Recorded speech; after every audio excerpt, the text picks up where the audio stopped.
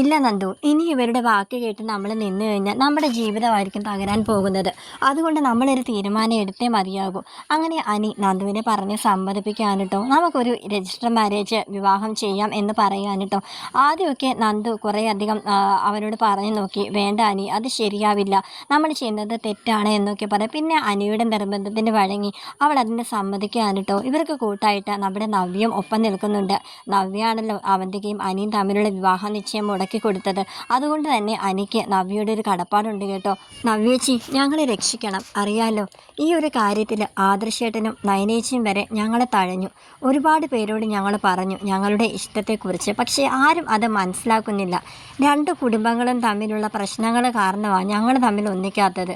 ഇനി നന്ദു കൂടി ഈ കുടുംബത്തിലോട്ട് വന്നു കഴിഞ്ഞാൽ വളരെയധികം പ്രശ്നങ്ങൾ ഉണ്ടാവുമെന്ന എല്ലാവരുടെയും വിചാരം. എന്നാൽ ആരും അതൊന്നും തിരിച്ചറിയുന്നില്ല ഞങ്ങളുടെ സ്നേഹബന്ധത്തെക്കുറിച്ച്. അതുകൊണ്ട് നവ്യേച്ചിയെങ്കിലും ഞങ്ങളെ കൈയൊഴിയരുതെന്ന് നവ്യയോട് കരഞ്ഞ് കീണ് അപേക്ഷിച്ച് പറയാനിട്ടോ നമ്മുടെ അനി. ഒപ്പം നമ്മുടെ നന്ദുവും കൂടുന്നുണ്ട്. നവ്യേച്ചി, ഞങ്ങളെ എങ്ങനെയെങ്കിലും രക്ഷിക്കണം. ഞങ്ങളെ ഒന്നിക്കാനായിട്ട് നവ്യേച്ചി വിചാരിച്ചാൽ സാധിക്കുമെന്ന് നവ്യയോട് പറയാനിട്ടോ. അങ്ങനെ നവ്യ പറയുന്നുണ്ട്, അതിനിപ്പോൾ ഞാനിപ്പോൾ എന്ത് ചെയ്യാനാ എന്ന് പറയുകയാണ്. അങ്ങനെ അനിയുടെ പ്ലാൻ നവ്യയോട് പറയാണ്. നവ്യേച്ചി, അത് പിന്നെ ഞങ്ങൾ തമ്മിൽ രജിസ്റ്റർ മാരേജ് കഴിച്ചാലോ എന്ന് ആലോചിക്കുകയാണ്. അതാവുമ്പോൾ ഞങ്ങൾ തമ്മിൽ പിരിക്കാനായിട്ട് ഈ ലോകത്ത് ആർക്കും തന്നെ സാധിക്കുകയില്ല. അതിന് നവ്യേച്ചി വേണം ഞങ്ങളുടെ കൂടെ നിൽക്കാനെന്ന് പറയാനിട്ടോ. അങ്ങനെ നവ്യ അവർക്ക് ഉറപ്പ് കൊടുക്കുകയാണ്, നിങ്ങളുടെ എന്തിനെതിരെ ഞാൻ ഇനി മുന്നോട്ടുള്ള കാര്യത്തിനെല്ലാം ഞാൻ സപ്പോർട്ടായിട്ട് ഞാൻ കൂടെ ഉണ്ടാവുന്ന നവ്യ നമ്മുടെ അനിക്ക് നന്ദുവിന് ഉറപ്പ് കൊടുക്കുകയാണ്. അങ്ങനെ ആ രജിസ്റ്റർ മാരേജ് ദിവസം രാവിലെ തന്നെ അനിയും നവ്യയും കൂടെ വീട്ടിൽ നിന്ന് ഇറങ്ങുന്നുണ്ട് കേട്ടോ. അങ്ങനെ ഇവർ ഒരുമിച്ച് ഇങ്ങനെ ഇറങ്ങുന്നത് ശ്രദ്ധിച്ചിട്ട് നമ്മുടെ ജലജയും ജാനകിയും പറയുന്നുണ്ട്, ആഹാ, ഇതെന്താ നിങ്ങൾ രണ്ടുപേരും ഇന്ന് പതിവില്ലാതെ ഒന്നിച്ചിറങ്ങുന്നത്? ഇതെവിടേക്കാണ് രണ്ടുപേരും ഒരുമിച്ച് എവിടേക്കാണ് പോകുന്നതെന്ന് ഇങ്ങനെ ചോദിക്കാൻ കേട്ടോ. അങ്ങനെ അനി പറയുന്നുണ്ട്, അത് പിന്നെ ഞാൻ ഓഫീസിലേക്കാണ്, നവീച്ചും എനിക്കൊപ്പം വരുന്നുണ്ടെന്നാണ് പറഞ്ഞതെന്ന് പറയാൻ കേട്ടോ. അപ്പോൾ ഉടനെ തന്നെ ജലജ പറയുന്നുണ്ട്, നീ AN ജ്വല്ലറി അപ്പോൾ വിട്ടോ? നീ ആ AN ജ്വല്ലറിയുടെ പുറകെ നടക്കുവാണല്ലോ, ഇപ്പോൾ എന്താ മൂർത്തി ജ്വല്ലറിയിലോട്ട് പോകുന്നത് എന്തിനാണെന്നിങ്ങനെ ചോദിക്കാൻ കേട്ടോ. എന്താ എനിക്ക് അങ്ങോട്ട് പോയിക്കൂടാതെ ഉണ്ടോയെന്നും പറഞ്ഞിട്ട് നവ്യ അവരുടെ നേരെ തർക്കുത്തരം പറഞ്ഞിട്ട് അനിയുടെ ഒപ്പം കയറി പോവാൻ കേട്ടോ കാറിൽ. നന്ദുവിനെ കാണിക്കുന്നുണ്ട്. നന്ദുവാണെങ്കിൽ രാവിലെ തന്നെ കുളിച്ച് സുന്ദരിയായിട്ട് സാരിയൊക്കെ ഉടുത്താണ് കേട്ടോ നിൽക്കുന്നത്. കനക വന്ന് ചോദിക്കുന്നുണ്ട്, നീ എന്താ ഇന്ന് സ്റ്റേഷനിലോട്ടൊന്നും പോകുന്നില്ലേ?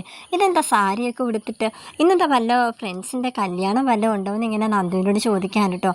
അപ്പോൾ അവൾ പറയുന്നുണ്ട്, അതെ എൻ്റെ കൂടെ വർക്ക് ചെയ്യുന്ന ഒരു കോൺസ്റ്റബിൾ പെണ്ണിൻ്റെ എൻഗേജ്മെൻ്റ് ആണ് ഇന്ന്. അവൾ ക്ഷണിച്ചിട്ടുണ്ടായിരുന്നു, അതുകൊണ്ട് എനിക്കിന്ന് പോയാലേ പറ്റത്തുള്ളൂ. 1-2 പേര് അതുകൊണ്ട് ഇന്ന് ലീവാണെന്നൊക്കെ കനകയോട് പറയാനുണ്ട്. അപ്പോൾ കനക പറയുന്നുണ്ട്, അയ്യോ, ഇത്രയും പേര് ഒരുമിച്ച് ലീവ് എടുക്കാനൊക്കെ പറ്റുമോ? അപ്പോൾ സ്റ്റേഷനിലെ കാര്യമൊക്കെ ആര് നോക്കുന്നൊക്കെ ഇങ്ങനെ പറയുകയാണ്. നന്ദു ആണെങ്കിൽ അമ്മയോട് ഇങ്ങനെ തട്ടിക്കയറി പറയുന്നുണ്ട്, അതൊന്നും ഓർത്ത് അമ്മ എന്തിനാ ഇങ്ങനെ ടെൻഷൻ എടുക്കുന്നത്?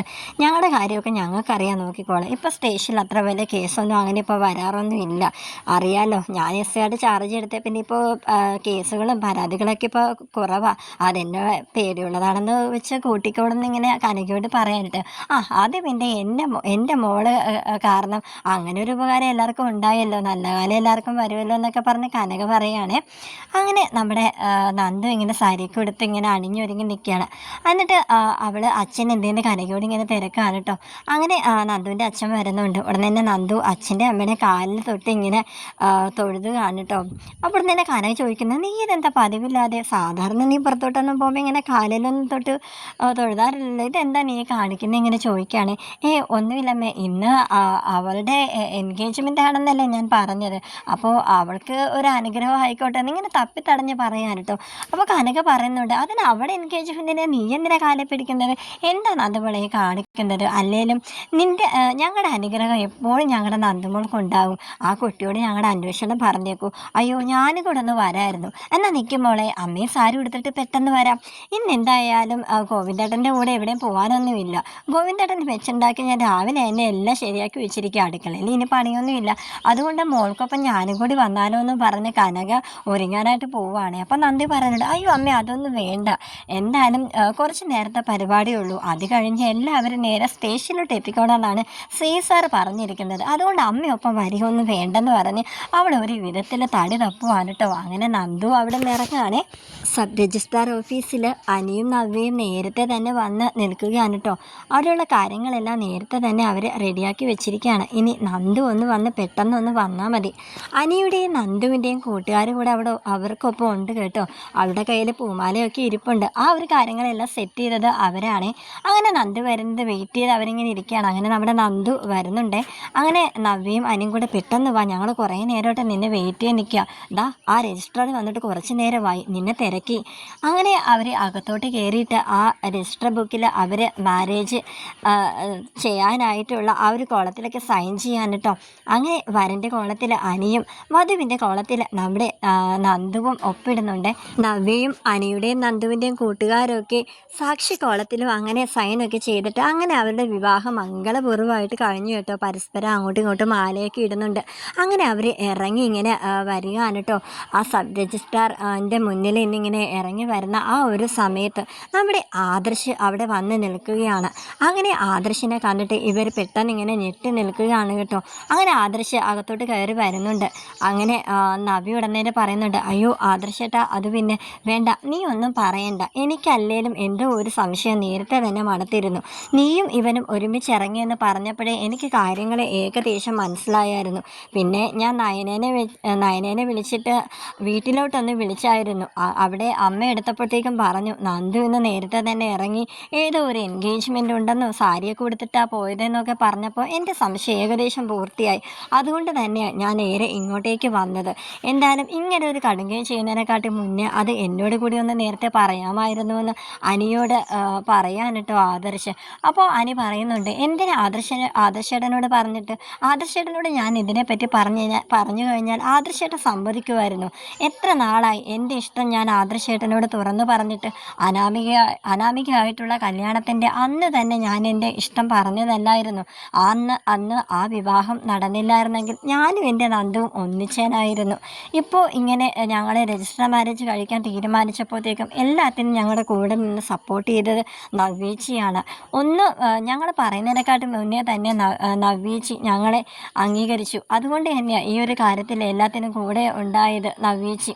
അങ്ങനെ ആദർശ് പറയാനിട്ടോ, എടാ ഞാൻ പറയുന്നത് രണ്ട് കുടുംബങ്ങളുടെ നന്മയ്ക്ക് വേണ്ടിയിട്ടായിരുന്നു.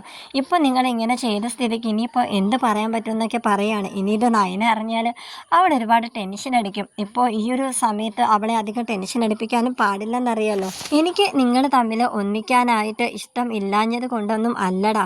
സത്യം പറഞ്ഞ നയന അവളുടെ അമ്മയുടെയും അച്ഛൻ്റെയും കാര്യങ്ങളൊക്കെ പറഞ്ഞ് അവൾ ഒത്തിരി എന്നെ ബ്രെയിൻ വാഷ് ചെയ്തിരുന്നു. അത് വേറൊന്നുമല്ല, നിങ്ങൾ തമ്മിൽ ഒന്നിച്ചു കഴിഞ്ഞാൽ രണ്ട് കുടുംബങ്ങൾ പിന്നെയും എന്തെങ്കിലുമൊക്കെ പ്രശ്നങ്ങളുണ്ടാകും. അറിയാലോ, അവിടുന്ന് രണ്ട് മരുമക്കൾ വീട്ടിൽ വന്നതുകൊണ്ട് ജലജാൻ്റെയും ജാനകാൻ്റെയും പറയാത്തതായിട്ട് ഒന്നും ഇല്ല. ഇനി നന്ദുവും കൂടെ ആ കുടുംബത്തോട്ട് നമ്മുടെ കുടുംബത്തോട്ട് കയറി വന്നു കഴിഞ്ഞാൽ പിന്നെ പുതിയൊരു പ്രശ്നം കൂടി ഉണ്ടാവണ്ടല്ലോ എന്നൊക്കെ വെച്ചിട്ടാണ് ഇതിൽ നിന്ന് പലപ്പോഴായിട്ട് ഞങ്ങൾ പിന്മാറിയത്, നിന്നെ സപ്പോർട്ട് ചെയ്യാതിരുന്നിട്ടുള്ളത്. അല്ലാതെ നിങ്ങൾ തമ്മിൽ ഒന്നിക്കാതിരിക്കാനായിട്ട് ഞങ്ങൾക്ക് എന്താണ്, ഞങ്ങൾ അങ്ങനെയൊക്കെ ആഗ്രഹിക്കുമോ? ഇനിയിപ്പോൾ ഒന്നും പറഞ്ഞിട്ട് കാര്യമില്ല. പിന്നെ ഒരു കാര്യം, ഇനി നിങ്ങളെ തമ്മിൽ പിരിക്കാനായിട്ട് ഈ ലോകത്തിൽ ആർക്കും തന്നെ സാധിക്കുകയില്ല. ഇനി നിങ്ങൾ പിരിയണമെന്ന് വെച്ചാൽ പോലും അത് ദൈവമായിട്ട് സമ്മതിക്കുന്നൊന്നും തോന്നുന്നില്ല. കാരണം നിങ്ങൾ തമ്മിൽ ഒന്നിക്കണമെന്ന് അത് ദൈവത്തിൻ്റെ തീരുമാനം തന്നെ ആടാന്നിങ്ങനെ പറയാൻ കേട്ടോ. അങ്ങനെ അനിയനെന്തും അവൻ്റെ വാക്കുകൾ കേട്ട് ഇങ്ങനെ പുഞ്ചിരിക്കുന്നുണ്ട് കേട്ടോ. എന്നിട്ട് പറയുന്നുണ്ട്, ഇതിപ്പോൾ ആരും അറിയാതിരിക്കുന്നത് തന്നെയാണ് നല്ലത്. ഞാൻ അറിഞ്ഞു, അത് എൻ്റെ സംശയം കൊണ്ട് ഞാനിവിടെ വന്ന് അറിഞ്ഞതാണ്. വേറെ ആർക്കും ഇതിനെപ്പറ്റി ഒരു സംശയം പോലും വന്നിട്ടില്ല. എന്തായാലും നന്ദു, നീ പെട്ടെന്ന് സ്റ്റേഷനിലേക്ക് പോകാൻ നോക്ക്. അമ്മയ്ക്ക് വേറെ സംശയമൊന്നും കൊടുക്കണ്ടെന്ന് പറയാൻ കേട്ടോ. അങ്ങനെ നന്ദു പറയുന്നുണ്ട്, ശരി ആദർശേട്ടാന്ന് പറയുമ്പോഴത്തേക്ക് അനു പറയുന്നുണ്ട്, അയ്യോ അതെങ്ങനെ ഇപ്പം ശരിയാവുന്നത്? നന്ദു, നീ എൻ്റേതായി മാറിയിരിക്കുകയാണ്. കുറച്ച് നേരം കൂടെ നീ എൻ്റെ ഒപ്പം നിന്നോടെ എന്നിങ്ങനെ നന്ദുവിനോട് പറയാൻ കേട്ടോ. അങ്ങനെ ആദർശം നവ്യയും കൂടി പറയുന്നുണ്ട്, അത് ശരിയാണ് നന്ദു, ഒരു കാര്യം ചെയ്യും, രണ്ടുപേരും കൂടെ ബൈക്കിലൊന്ന് ചുറ്റിയിട്ടൊക്കെ വാ. ആരും കാണാതിരുന്നാൽ മതി, ഹെൽമെറ്റൊക്കെ വെച്ച് പോ, അതൊന്ന് ശ്രദ്ധിച്ചാൽ മതിയെന്ന് ഇങ്ങനെ നവ്യയും ആദർശം കൂടെ പറയാൻ കേട്ടോ. അങ്ങനെ അവർ ബൈക്കിൽ രണ്ടുപേരും കൂടെ ഹെൽമെറ്റൊക്കെ വെച്ചിട്ട് അങ്ങനെ പോവുകയാണ്. അങ്ങനെ നോക്കി നമ്മുടെ നവ്യയും ആദർശം കൂടി ഇങ്ങനെ നിൽക്കുകയാണ്.